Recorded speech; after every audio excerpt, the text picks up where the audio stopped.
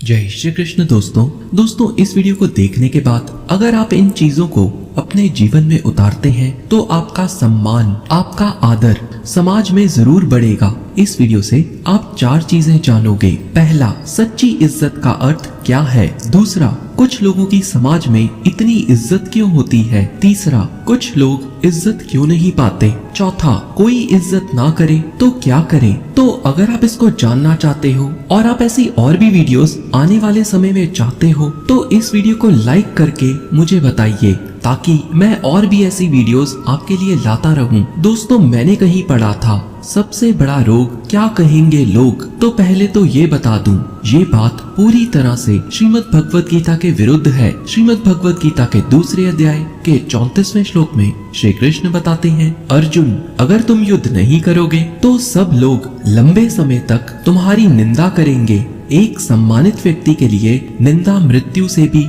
बढ़कर होती है। तो कर्म ऐसे होने चाहिए कि लोग हमें बुरा ना कहें। हाँ, अच्छे कर्म करने पर हमें कभी भी अपने मार्ग से भटकना नहीं चाहिए। पहले तो एक कहानी से जानते हैं आदर सत्कार का अर्थ क्या होता है। बात बहुत पुरानी है। एक बड़ा ही अत्याचारी राजा था। इस राजा का नाम सुनते ही पूरी प्रजा थर थर कांपने लगती थी। इस राजा का एक मंदबुद्धि भाई था जो हर समय सलाखों में रहता था। एक रात्रि इस मंदबुद्धि भाई की मृत्यु हो गई। राजा ने इसके अंतिम संस्कार को अपने राज्य के शमशान घाट में करवाया। राजा ये देखकर बहुत खुश हुआ कि उसके भाई के अंतिम संस्कार में राज्य का हर व्यक्ति वहां पर आया था। राजा को लगा लोग उसका कितना आदर सम्मान करते हैं और इसके कुछ दिनों बाद ही राजा की खुद की मृत्यु हो गई। राजा के खुद के अंतिम संस्कार में एक भी व्यक्ति नहीं आया। जानते हो ऐसा क्यों हुआ? पैसों और डर के कारण लोग आपके सामने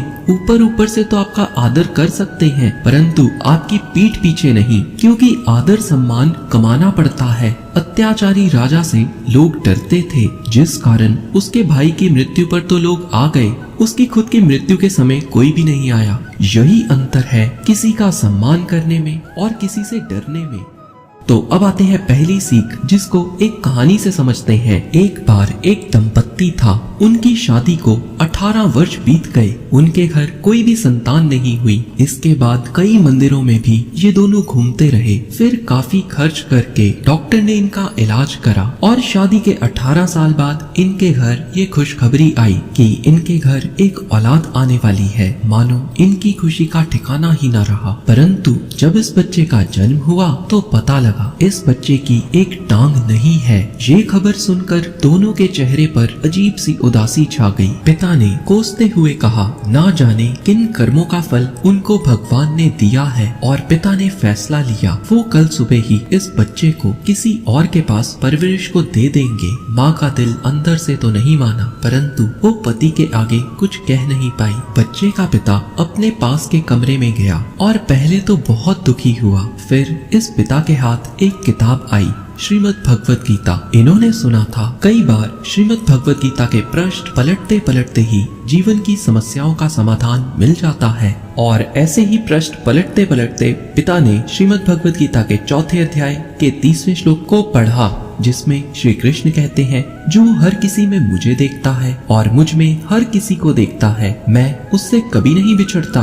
पिता अब अपनी पत्नी के पास जाते हैं और रोते हुए अपनी पत्नी से कहते हैं, भगवान अच्छे से जानते थे इस बच्चे को कहाँ भेजना है। भगवान अच्छे से जानते थे इसको हमारी कितनी आवश्यकता है और हमें इसकी कितनी आवश्यकता है। बच्चे की माँ ने कहा, आज आप मेरी नजरों में बहुत ऊंचे उठ गए। दोस्तों, मैंने कहीं सुना था बड़ा इंसान वो होता है जिससे मिलकर दूसरा छोटा ना महसूस करे। इसलिए हर जीव से दयालुता दिखाना ही आपको समाज में इज्जत मान दिलाता है, क्योंकि हर किसी में परमात्मा का अंश भी है। तो अब आते हैं दूसरी सीख पर, जिसको भी एक कहानी से समझेंगे। दोस्तों, ये कहानी सच्ची तो नहीं परंतु सीख बेहद अच्छी है। एक बार एक बहुत ही पहुँचे हुए गुरु और उनके एक शिष्य दूर हिमालय से घूमते घूमते एक नगरी में पहुँचे। नगरी में शिष्य की नजर एक भीख मांगते मांगते दंपत्ति पर पड़ी। उनके साथ उनका एक छोटा सा बच्चा भी था। गुरु से शिष्य ने कहा, कितने गरीब है ये लोग, आखिर ये किस चीज की सजा पा रहे हैं गुरुवर?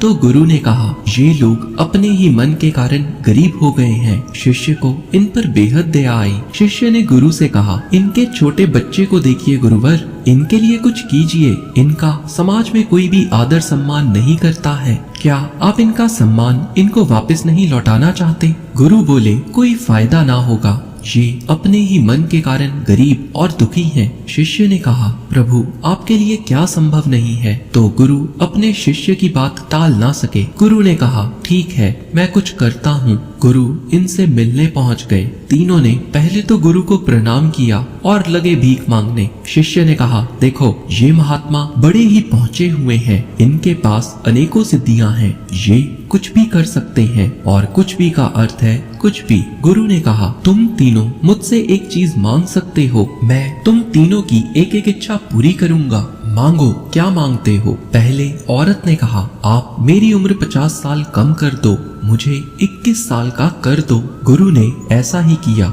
जैसे ही ये औरत 21 साल की हुई, इसके पति ने क्रोधित होकर चिल्लाकर कहा, देखा खुद ही छोटी हो गई ताकि मैं अकेला रह जाऊं और इस बुढ़ापे में मरता रहूं। गुरु ने कहा, शांत हो जाओ, तुम भी अपनी इच्छा मांग सकते हो। द्वेष में आकर इसने गुरु से कहा, इस औरत को आप बिल्ली बना दो। गुरु ने ऐसा ही किया। देखते ही देखते ये औरत बिल्ली बन गई। अब इस औरत का बच्चा लगा रोने, तो गुरु बोले, तुम भी मांग लो, क्या चाहते हो? तो बच्चे ने कहा, मुझे मेरी माँ वापस कर दो। गुरु ने ऐसा ही किया और इनके हालात जैसे थे वैसे ही रहे और जो मान सम्मान पाने का मौका इनके हाथ में था वो भी ये लोग गवा बैठे। आप अपने आसपास किसी भी आदर सम्मान वाले व्यक्ति को देख लो, उसका अपने मस्तिष्क पर पूर्ण नियंत्रण होगा। वो कभी भी बिना सोचे समझे निर्णय नहीं लेगा। श्रीमद् भगवत गीता के 6वें अध्याय के 5वें श्लोक में श्री कृष्ण बताते हैं, मनुष्य को अपने मन की सहायता से ही अपना उद्धार करना चाहिए। हमारा मन ही हमारा मित्र है और हमारा मन ही हमारा शत्रु भी है। चलिए अब आते हैं तीसरी सीख और अगली कहानी पर। असल में ये एक जोक, एक चुटकुला है। इस जोक का एक बड़ा ही गहरा मतलब है, तो आप इस चुटकुले के उस डीप मीनिंग को समझो बस।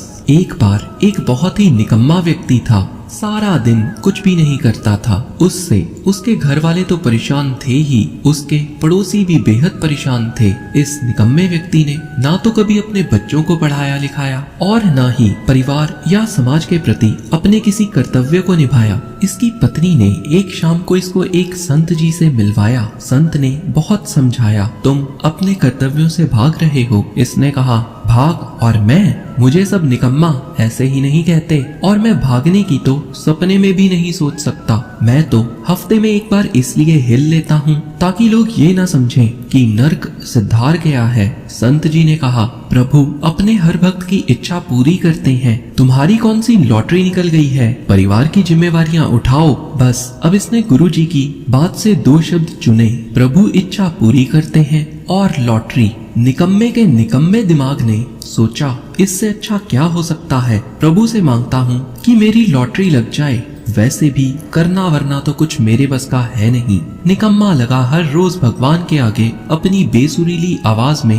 भीख मांगने। इसके कारण इसके पड़ोसी भी इससे काफी दुखी हो गए।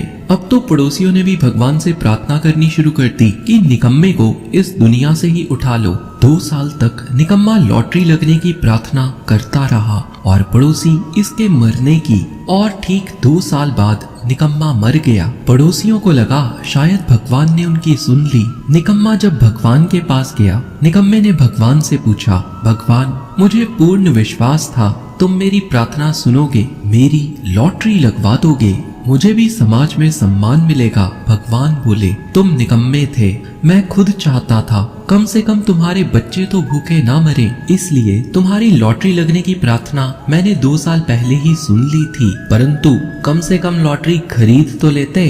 दोस्तों, लॉटरी खरीदना कोई अच्छी बात नहीं है, बल्कि ये बुरी बात ही है। अपने कर्तव्यों के लिए श्रम करना ही सही है। इस कहानी के पीछे का भाव यही है कि जो भी अपने कर्तव्य माँ बाप, बच्चों, पति पत्नी और समाज के प्रति को पूरी निष्ठा से करता है, उसी को समाज में सम्मान मिलता है। श्रीमद् भगवत गीता के दूसरे अध्याय के 33वें श्लोक में श्री कृष्ण बताते हैं, अर्जुन, युद्ध करना तुम्हारा कर्तव्य है। अगर तुम अपने कर्तव्य से भागोगे तो समाज में अपनी कीर्ति को खोकर पाप के भागी बनोगे।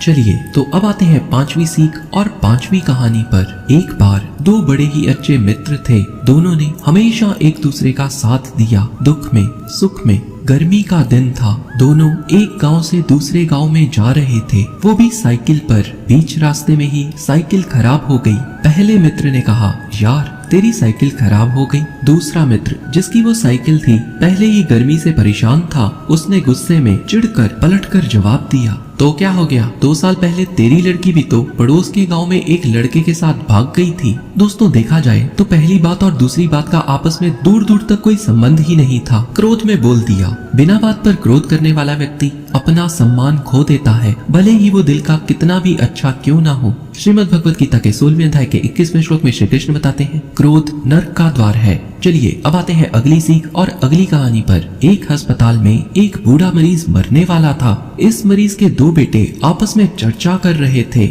मरने के बाद अपने पिता के शरीर को कैसे ले जाया जाए। पहले बेटे ने कहा, अपनी गाड़ी में ही ले जाएंगे। दूसरा बोला, इतना खर्चा, ऑटो रिक्शा में लेकर जाते हैं। पहला बोला, तांगा कर लेंगे, वो और भी सस्ता रहेगा। शमशान घाट 15 किलोमीटर दूर है।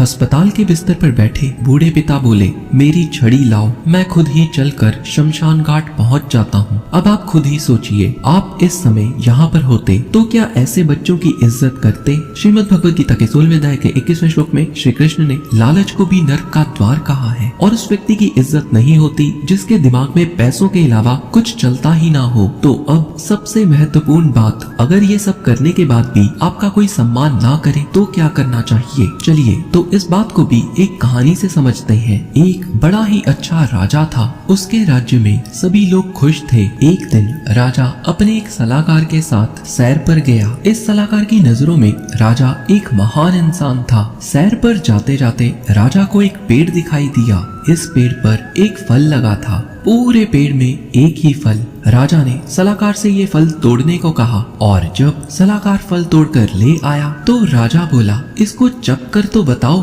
इसका स्वाद कैसा है? सलाहकार ने फल चखा और कहा, बड़ा ही स्वादिष्ट है। राजा ने फल स्वयं हाथ में लिया और खुद चखने लगा। जैसे ही राजा ने फल चखा, फल को थूकते हुए बोला, ये तो इतना कड़वा है, इसको तो खाना भी मुश्किल है, तुमने कैसे खाया? सलाहकार हाथ जोड़कर बोला, जिन हाथों से इतने मीठे फल खाने को मिले हों, वो हाथ अगर एक फल कड़वा भी दे दे तो कैसी शिकायत। यानी कि दुख और सुख, मान और अपमान दोनों को समभाव से ग्रहण करना चाहिए। यही श्री कृष्ण ने श्रीमद् भगवत गीता के 4वें अध्याय के 25वें श्लोक में बताया है। दोस्तों, सम्मान पाने का मोह मन से निकाल दीजिए। शकुनी को जो सम्मान दुर्योधन ने दिया वो पांडवों ने नहीं दिया, और श्री कृष्ण को जो सम्मान अर्जुन ने दिया दुर्योधन ने नहीं दिया। आपको हर कोई सम्मान नहीं देगा, परंतु हमारे कर्म ऐसे नहीं होने चाहिए कि हमें लोग बुरा कहें। हरे कृष्णा।